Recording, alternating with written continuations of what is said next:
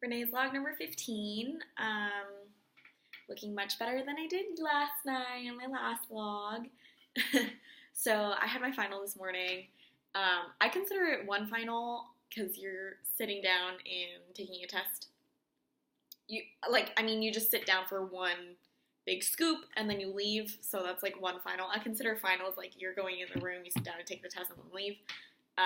But we technically had 4 finals today. So my finals, I don't know if I said this in my last log, were for pharmacology, pathology, psychiatry, and doctoring. And so that's why it's like technically 4. I consider it 1. But so then technically I have 2 more on Friday, but my next final is Friday in the morning also. So I came home from my final and just ate lunch, and it's been a couple hours since my final. I've yet to start studying for the one on Friday. Final went all right. There were so 2 of the subjects, I thought doctoring and pathology were super straightforward. Don't really worry about those. But I surprisingly had a pretty tough time with pharmacology and psychiatry. I don't know, kind of surprisingly, not surprisingly. I would say surprisingly because I did well on those midterms a couple months ago, but I feel like because of that, I had a lot of leeway in terms of like points I can lose in that class and still pass.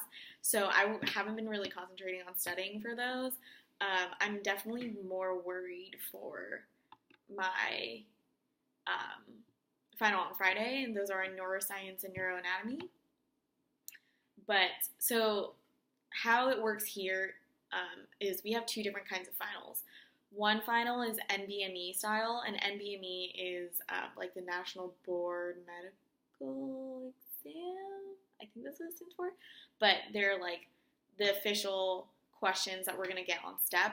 And each school, like Davis, I think it works that they like buy a certain number of questions or a question bank for themselves kind of thing. And then they can choose to take questions from that bank to use for our final. And that one's like way more official. We don't even get scratch paper. We just get a whiteboard and like a whiteboard marker, and that's what we can use for scratch paper to work on. And those ones aren't like combined like today's was. It'll just be like one subject and then you leave and then you'll have to come back at another time for the next subject, whatever. Those ones are much harder because professors have to pull questions from a bank that are just happen to be relevant to what they're teaching, and like hopefully don't use any outside knowledge that like we haven't covered in the scope of the class yet. And then the other kind of final is the one that we had today, where it's just questions that the professors write based off of what they know they've taught us, and they try to write them so that they're as similar to the NBME and Step 1 as possible. So they're not real STEP questions, but they're supposed to be modeled after STEP questions. These tests tend to be easier just because like the professors give us practice questions, and so they can kind of give us practice questions that are about the same difficulty of what the final will be like, and so that gives you a better gauge of like how hard you need to study and things like that. So yeah, I don't know. I guess I was thrown off. Oh, why I was explaining all of that is to say that because today's exam was compiled like for 4 subjects, I got a score. I got a 75%, which is pretty normal for me. I tend to hope to score in like the 80s, but I'm not super upset with 75. But it's more complicated than that, because since there's 4 subjects in one test and you only get 1 score, you don't know the breakdown of the 4 tests yet. So just because I got a 75 doesn't mean I got a 75 in pharmacology, psychiatry, doctoring, and what did I say was the last one? Pathology. It just means I scored 75 overall. So if like today's exam was 95 questions, and I think it totals to like 20 questions wrong. If I got all 20 questions wrong in one subject, then I didn't pass that subject. Because I think the most was like, pharmacology was like 32 questions. So if I got all 20 of my errors landed in pharmacology, then I didn't pass pharmacology, but I passed the other 3. But say I got like 5 wrong in each category, then that would work out better for me. So it's kind of like, you hope that you have a good distribution of where your mistakes were. But since I feel confident about doctoring and pathology, I got maybe like 4 or 5 questions wrong in both of those combined. That means about 15 questions have to come out of pharmacology and psychiatry.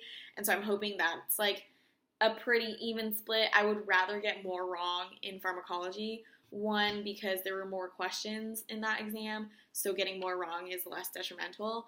And 2, because as of right now, have the best score in pharmacology, so I can afford to lose more. I think I calculated it. I could get like a 50% on the final and still pass the class. So I'd rather put more weight of my errors into pharmacology. So it's funny because a lot of that, once you get used to the way we're tested, plays into like how you take the test also. So when I go through an exam, I tend to flag questions that like I'm iffy about. And 1, because that means I need to go back and review them if I have time. And 2, because I like to assume that if I'm iffy about it, that I got it wrong, just so I can like start calculating what I probably got in that exam and what it'll be in my class. Because like going into each exam, I kind of calculate like how badly I can do and things like that. So I just want to see like how accurate is my guessing.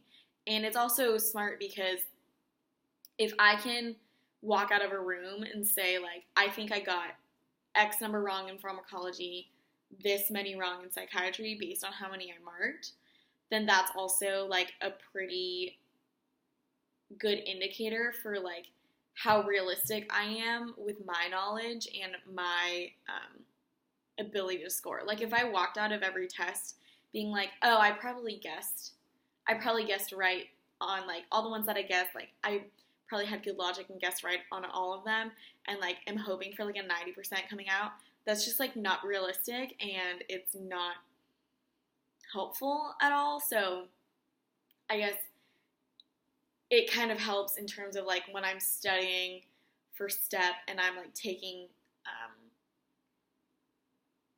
like a practice exam, I don't have like disillusioned expectations of like what I'll be scoring by the end of that practice exam. I think that's what I'm trying to get across.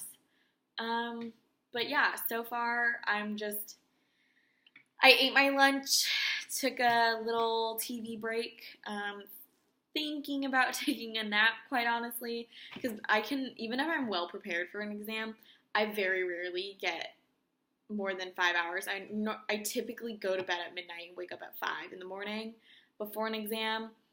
Like today's exam was at 8:30 in the morning, so I was definitely going to wake up at 5. I almost always have to cram and study in the morning before an exam,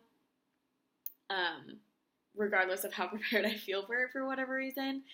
It's partially why I like having morning exams more than afternoon exams, because if the test wasn't until like 3 p.m., then I would spend all of that morning like reviewing and cramming for that test.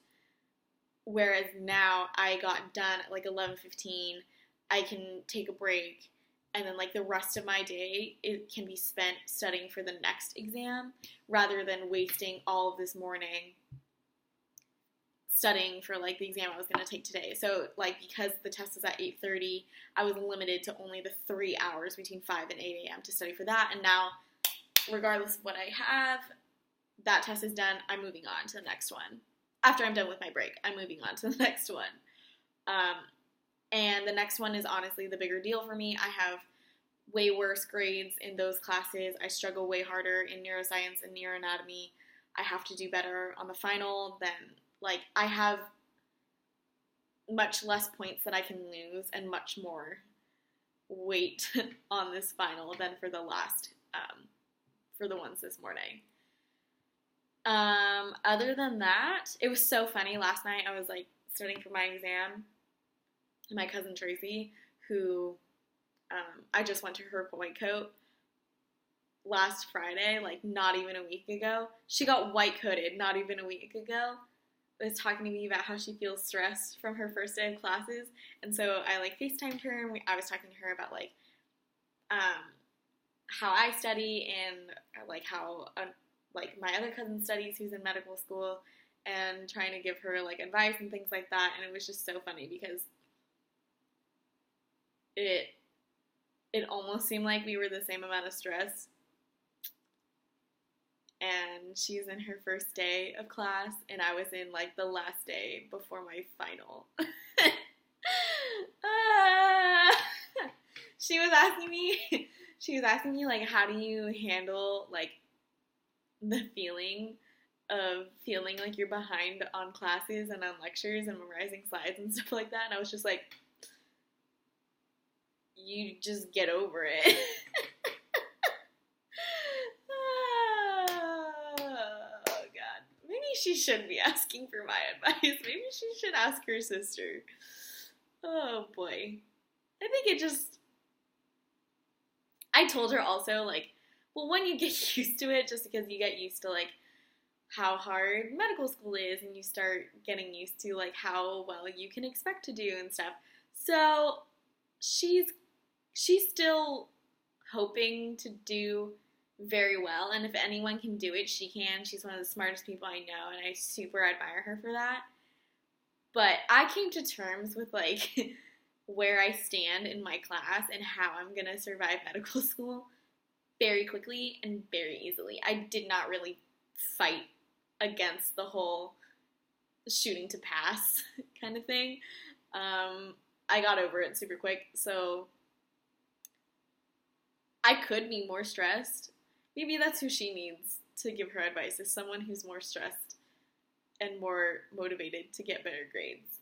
But that's the thing, is like, I could be more stressed and could shoot to get 90s instead of 70s, but in that case, would I get to go to San Diego for a day and a half for a white coat? Would I get to go home for lunch on Memorial Day or Labor Day weekend to have lunch and dinner with my brother for his birthday? Would I get to go to an escape room with my family? Oh yeah, I did an escape room, and it was so much fun. I really enjoyed it. I love puzzles. I love solving riddles. I love competition and just like the adrenaline of it all.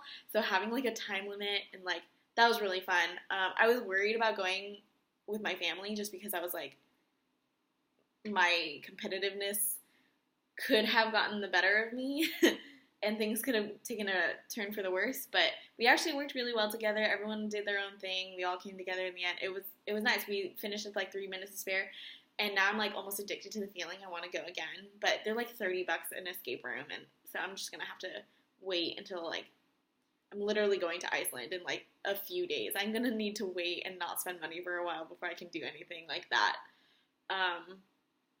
That was super fun.